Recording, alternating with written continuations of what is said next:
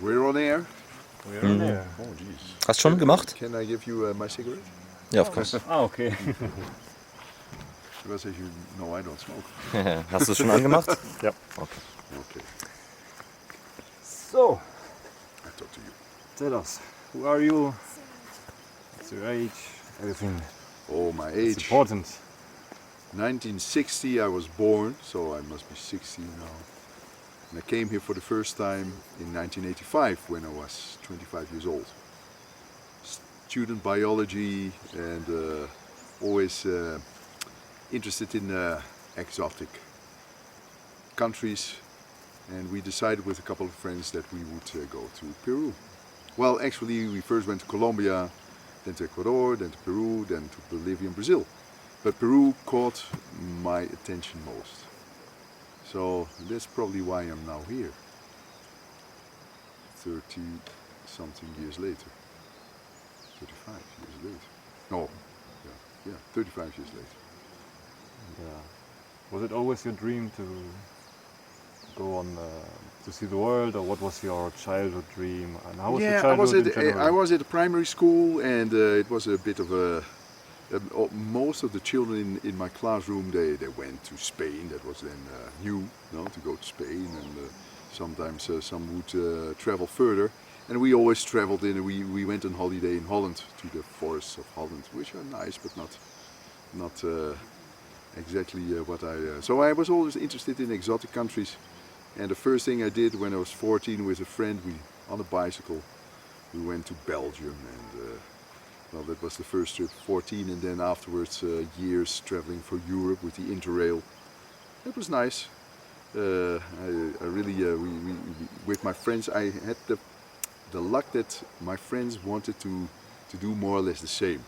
Because if you're 14, you are not going to travel alone yet, and also to do the things that we did later, it had to be done in a team. You could not do it alone. Well, what we intended to do. So in 1985 I came to Peru, and we had read just a couple of months before we planned the trip that there was a lost city discovered in the cloud forest somewhere on the eastern slopes of the Andes. So we said we have to go there, of course. No? Well, in those years there was of course no internet. You couldn't Google. You had to. Well, actually we had to go through a lot of trouble to find where it was and how to get there. It was a time that Peru was a bit of a problematic country with a shining path, which was a let's say a terrorist movement, and so it was a no-go country then. But of course we planned to go, and we went and we did it. No? It was a very interesting experience, so we went to this lost city, lost village, in the cloud forest. It's called Gran Pagaten. It is relatively famous. It's even on the 100 soles bill, you can see it. But very few people ever go there because it's a long hike. So it took us 12 days to go there and get back again. Well, we needed a month to get there and to get to know it. Well, that was so interesting for me. It was my first encounter with the Chachapoya culture, this mysterious native culture, and I thought, well, I have to come back. So we came back again with the same friends. 2 years later, we rafted down as the third team the Rio Marañón, completely, a bit prepared. Rafting was a new thing in Europe. There were a few people rafting, and then we said, well, let's do what few people have ever done. 2 teams went before us. So we did it, we survived it, and we went to other Chachapoya sites. And then I think it was already then that I decided, apart from traveling, well, I finished my study biology, but I had always been very interested in photography. Spending more time on photography sometimes than on my study. So I figured out after finishing my master's degree as molecular biologist that I probably better make a career change. So I did not go on with that, and I decided to try to become a travel photographer, and not for whatever magazine that would want to see my work. And of course the thing I wanted most was to end up with some pictures in National Geographic or so. No? So, but they didn't need me. Of course, they had a lot of good photographers. I was not able to compete with them, only when I would have something very special. So I had been working on the Chachapoya, coming back many times to try to make a story. But nobody really was that interested in it. Until then, in 1996, there was this discovery for the first time by archaeologists. Or, well, it was discovered by looters, an intact Chachapoya funeral site, funeral tombs, no? With mummies. Discovered by looters. The looters had a quarrel about what to do with it, and then the police came to know it, and then the archaeologists came just in time to save it. So we proposed it together with a friend, Peter Lerche. He is the Chachapoya expert, to make a story for Geo, the German magazine. And they said, yeah, fine, let's do it. So they sent me on an assignment, went to the Lake of the Condors, went back again when they did the rescue archaeology, carrying down mummies from the tombs to the lake. I took a canoe with me from Holland, inflatable one. Otherwise it would have been difficult. And we paddled over the lake and brought all the mummies, with the team of course, to Lemabamba. And so in Lemabamba there was no museum like there is now. The museum was made for that collection. So the archaeologists hired a house, and I was making the pictures of all the things that came in, the mummies that I had been carrying myself as well, so I knew them more or less.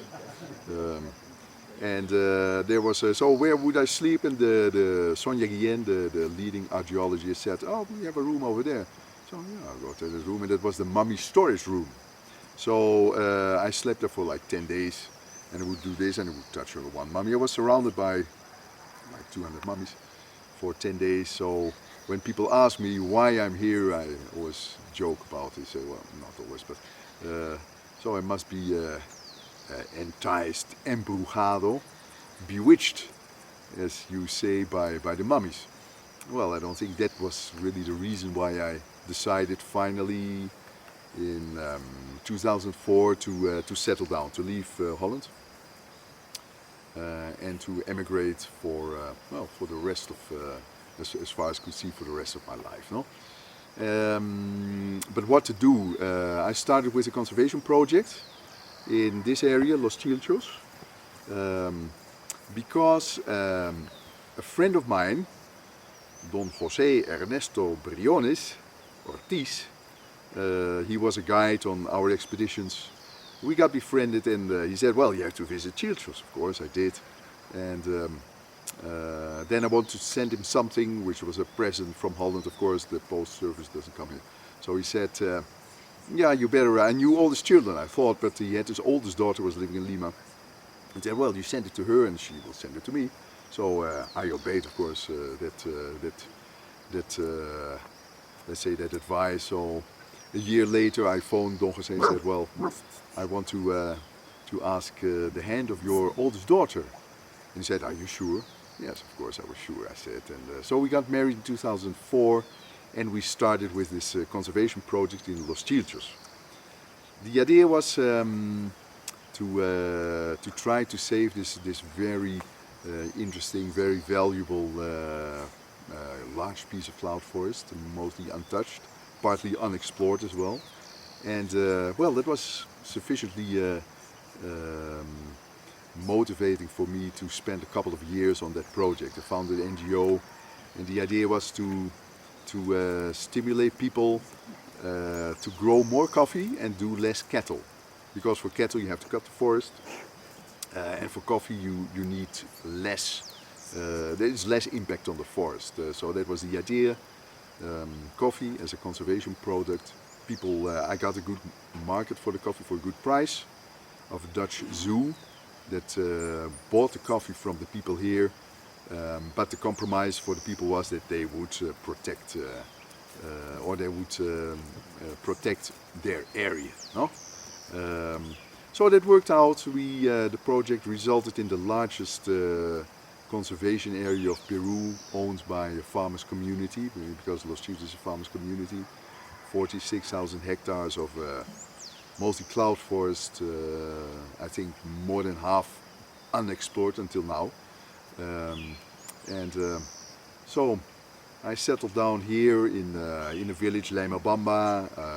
I made my house here in Los Chilchos, which is 12 hours at least walking from the end of the road to get here. There was no electric light, no cell phone signal, no internet. So it was a very, and it still is like that. We now have a satellite internet, but not much has changed after the, let's say, how much? 17 years that I have been here now, living and working. So, was that more or less the answer to the question? More or less. And what do you do now? What is your typical job, as per se? Well, my typical job, as I had been working, I had been editor of an outdoor magazine. So I made a career switch, but National Geographic did not need me yet then. So they never needed me anyway. But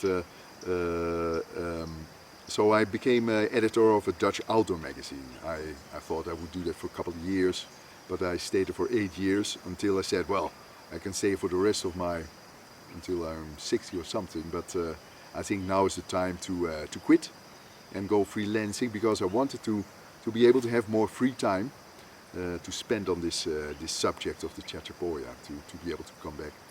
And so, and that worked out, no? As I told before, that with the discovery of these funeral sites, it was a unique discovery. It is still a unique discovery. And well, the pictures are unique as well, not because I took them, but because well, it was a unique situation. And they were published, of course, in stories in Geo, in National Geographic, and many other magazines.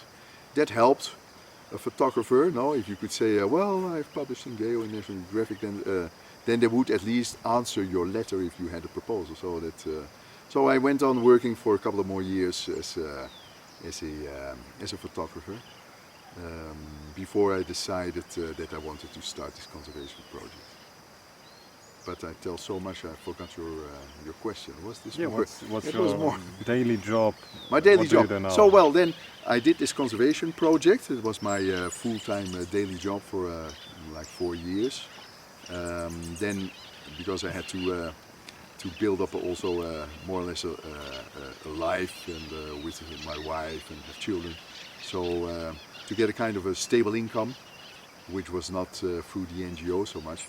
So I decided that as I had the experience with tourism, outdoor tourism, adventure tourism, that I would start working in tourism. I started my own travel agency and started to offer tours, any kind of tours in the more unknown parts of the north of Peru. And that is what I'm still doing. Now when we are recording this, we are still at the end of a pandemic, which made me more or less jobless for some time. So, but as you always have to have more than one thing, one card in the game or something like that. I also planted coffee here, no, over there, which was part of the project, but I also had to do it myself, no, to give the example. And that's what I'm also doing, no, growing coffee, try to grow some of the best coffees. I roast it here in Peru and I sell it to hotels and restaurants, which also in the pandemic is not a very good business.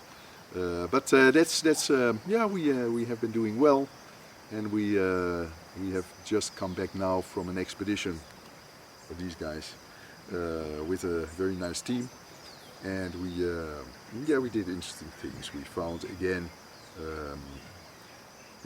sites that were unknown.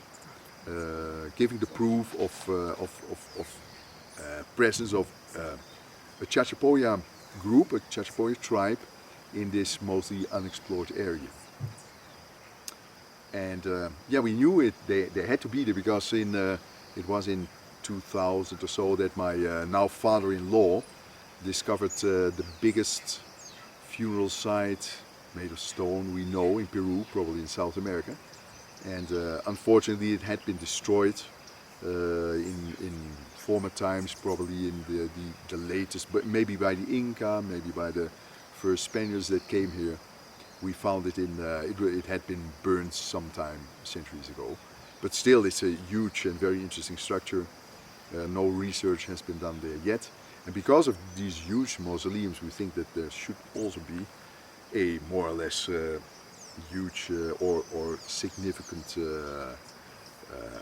still unknown city where or big village where people would have lived. And that's we are still on the search for it.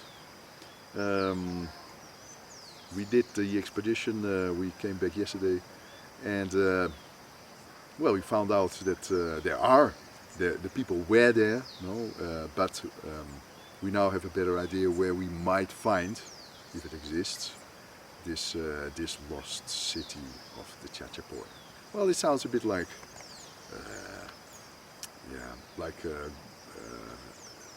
you only go for the adventure, but I'm really very interested in these pre-Columbian ancient cultures.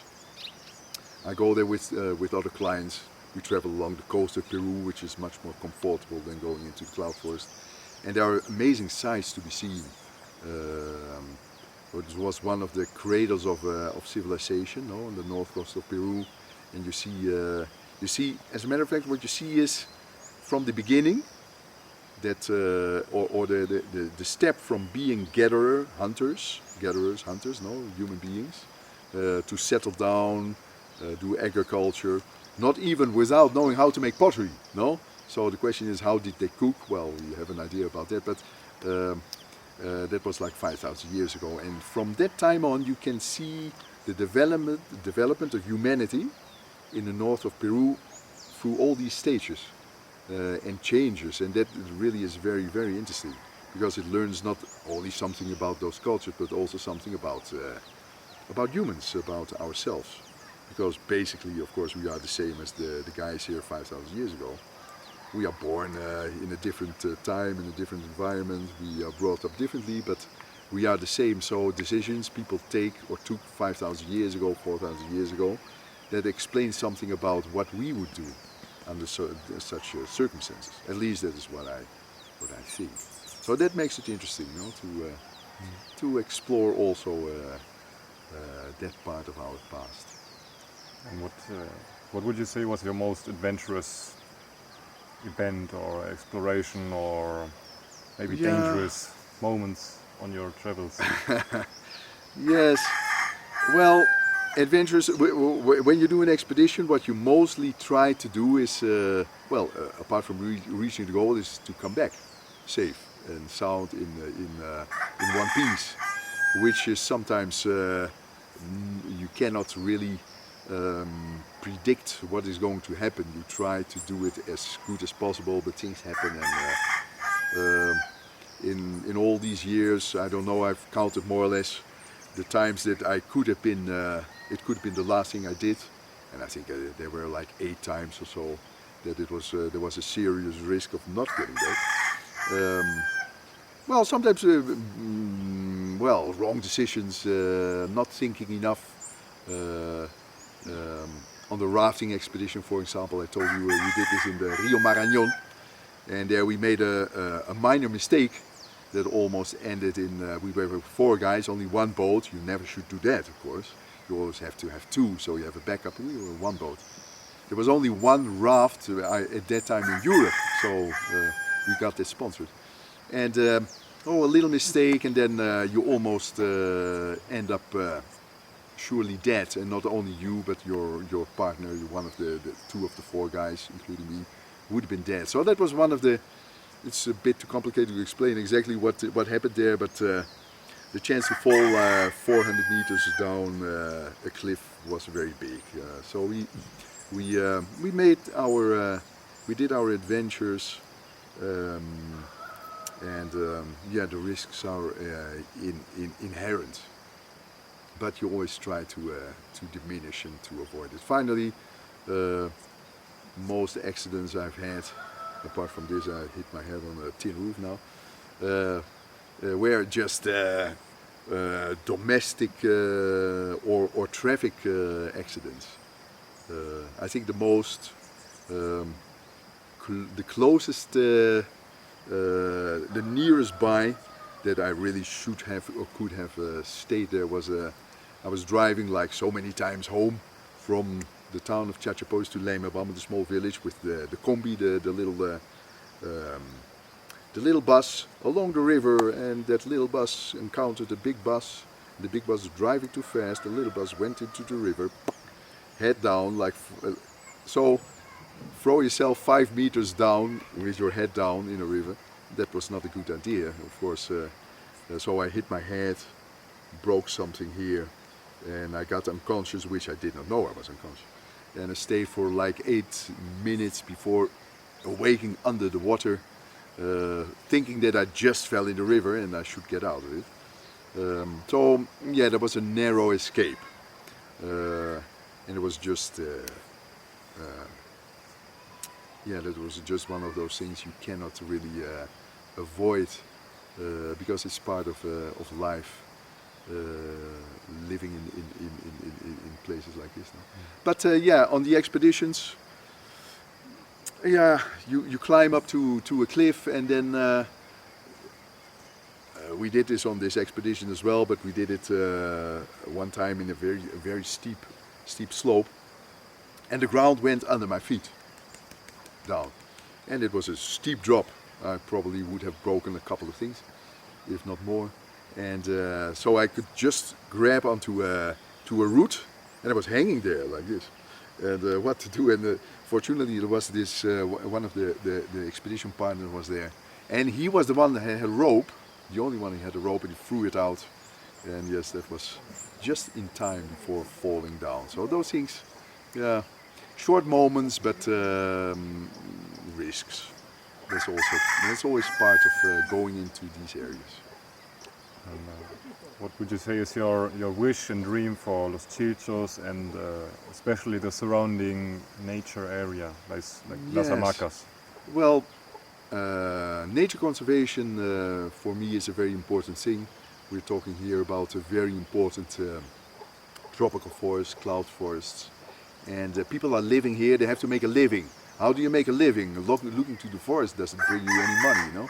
So people make fields, they have cattle, or they grow coffee. People have an impact on the forest, on wildlife.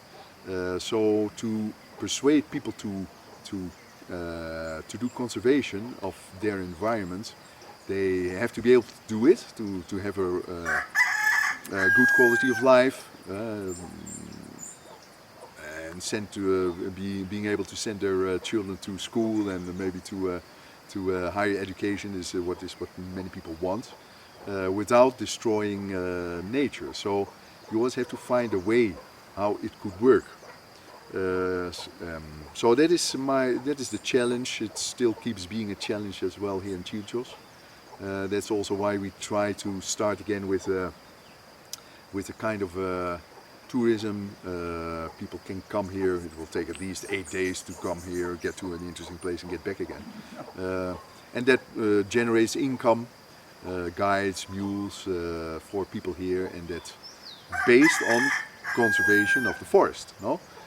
So that is one thing I like to do, to promote these kind of activities, sustainable activities, as we say.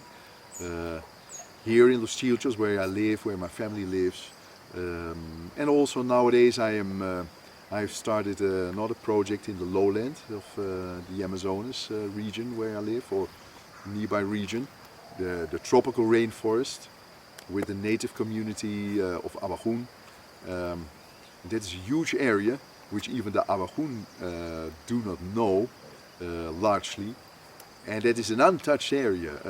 There all the wildlife is as it is, without any human presence.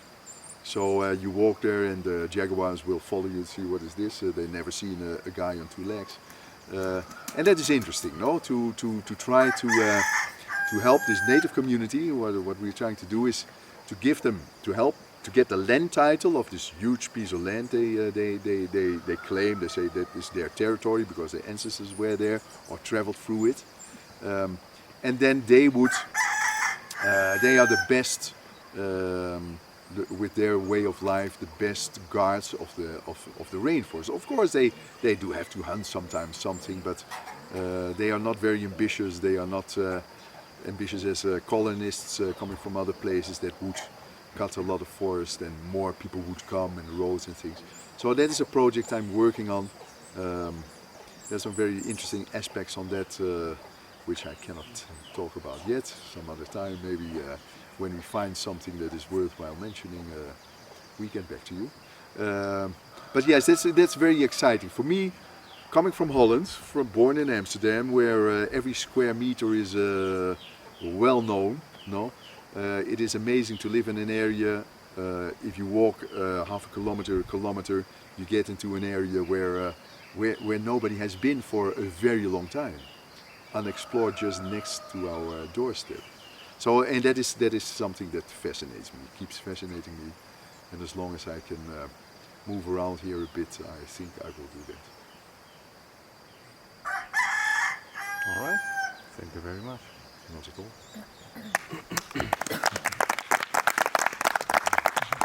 That was more or less 10 minutes. Yeah. More or less, yeah. I think it was about 15 or so. Well, you can cut out something.